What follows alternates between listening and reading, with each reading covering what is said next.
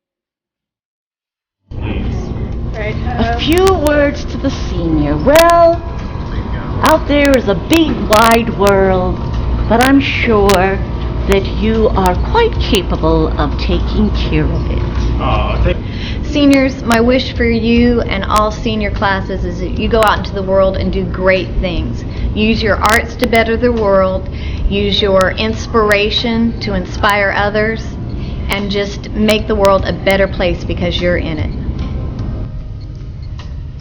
You can create or destroy anything in your mind.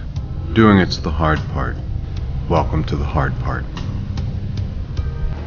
The struggle will be to determine what it is that truly makes you happy. Unfortunately, it's a lifelong journey sometimes figuring that out. The difficult part will be when it's time to make a decision that this is what makes me happy. And unfortunately, and you'll know why I'm saying this at some point, unfortunately, it'll be at the expense of the feelings of others. Example, it's now time for many of you to decide what college you're going to. You may have to decide, you know what's going to make me happy is going to California. All your family members are like, no, don't leave us. It's a mixed feelings that you have to do in the long run what makes you happy. They'll get it. My mom once told me, she said, Eric, we won't be here forever. So the children, y'all gotta do what makes you happy. You can't try to please us, because you'll spend your entire life pleasing us. We'll die and you're not happy. So my message to you is figure out what makes you happy and have the courage to follow it, and don't worry about what others think. Have a great life.